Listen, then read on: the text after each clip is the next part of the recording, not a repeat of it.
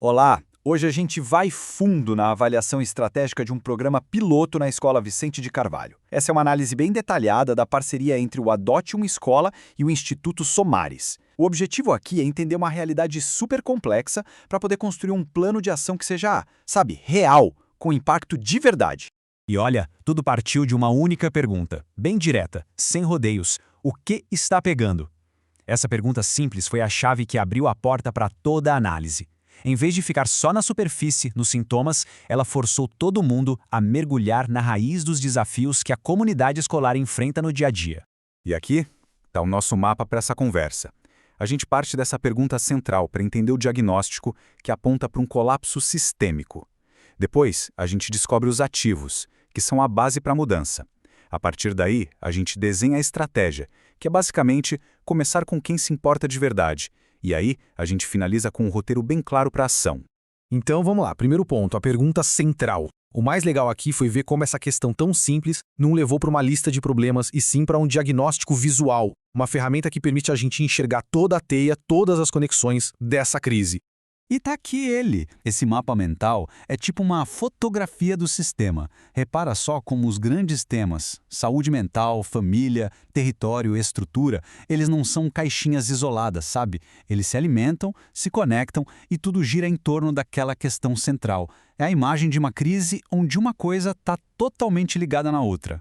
Agora vamos aprofundar um pouco o que esse mapa revela. O diagnóstico é sério. Ele aponta para um colapso sistêmico. E para entender isso, a gente pode olhar para 4 vetores críticos que juntos definem a realidade da escola hoje. E aqui estão os 4 vetores. Primeiro, a saúde mental. A escola virou uma espécie de pronto-socorro emocional. Segundo, a família, uma estrutura que muitas vezes acaba jogando seus próprios problemas para dentro da escola. Terceiro, a estrutura física. Gente, são 7 anos longe de casa. Isso gerou uma crise de identidade.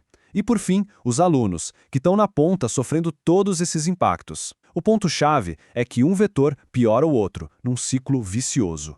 E aí a gente ouve essa frase da diretora Antônia e ela dá alma para todos esses dados. Não saber o que vai encontrar. Isso resume a instabilidade, a angústia e, ao mesmo tempo, a resiliência de uma equipe que lida com o imprevisível todo santo dia. É a realidade nua e crua por trás dos relatórios. E para não restar dúvida do tamanho do desafio, se liga nesses flashes da linha de frente. São professores chorando em sala, chegando no limite. São crianças de 11, 12 anos que ainda não sabem ler. É a violência do bairro criando barreiras físicas. É um cenário que desafia o próprio conceito do que é ser uma escola. A realidade diária é muito mais dura do que qualquer documento consegue descrever. Ok, o cenário é pesado, a gente sabe. Mas a análise não parou no diagnóstico. E é aqui que a história começa a virar. Porque, apesar de tudo, essa escola tem forças, e muitas. Vamos olhar agora para os ativos surpreendentes que existem no meio desse caos todo? E essa é a virada de chave. Uma instituição não é só a soma dos seus problemas. Mesmo debaixo de uma pressão gigantesca, existem pontos de força, pessoas e recursos que são a base, o alicerce onde a mudança pode ser construída. Olha esse número, mais de 10 anos. Esse é o tempo médio que a equipe gestora está na escola. Num sistema educacional onde a rotatividade é altíssima, tem um núcleo de liderança estável, que conhece as famílias pelo nome, que entende as complexidades do bairro. Isso não é só um dado, é o ativo estratégico mais valioso que se poderia encontrar. Com um diagnóstico tão complexo de um lado e ativos tão claros do outro, como agir? Bom, a estratégia parte de uma ideia central, já validada em outros lugares bem complicados.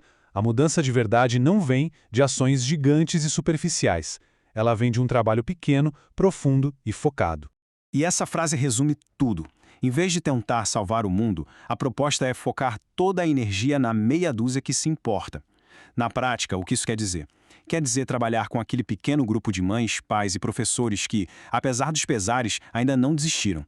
Eles são a chama da resistência, sabe? E a parceria proposta é a ferramenta perfeita para isso. O encaixe estratégico entre a Link e os Somares é muito claro. Um lado traz a metodologia nacional, a capacidade de escalar. O outro lado traz o conhecimento do território, a expertise em saúde mental. São peças de um quebra-cabeça que se completam perfeitamente, uma cobrindo a necessidade da outra. O plano de implementação é realista, dividido em fases. Começa com um alinhamento em janeiro. Em fevereiro, a apresentação para toda a equipe. Em março, o piloto começa para valer, com os primeiros grupos. E o mais importante, a expansão é pensada para ser orgânica. A ideia é crescer pela força do exemplo, não por imposição. E assim, a gente chega na parte final, que é o roteiro para a ação. É aqui que a estratégia sai do papel e vira um plano com datas, metas e responsáveis. É colocar a engrenagem para girar de verdade. E o cronograma é preciso. Fim de janeiro tem o alinhamento final. Meio de fevereiro, a apresentação para o coletivo de professores. E em março, aproveitando aquele momento simbólico do retorno ao prédio, começam os grupos piloto. É um plano com ritmo e com propósito. E a gente encerra com a conclusão do diagnóstico, que talvez seja o insight mais poderoso de todos. A escola não está pedindo mais um projeto isolado para botar na sua lista. Ela precisa de apoio para organizar, para dar sentido à realidade caótica que já existe. A verdadeira inovação aqui não é criar algo novo, mas fortalecer o que ainda resiste, começando pela família e pelos educadores.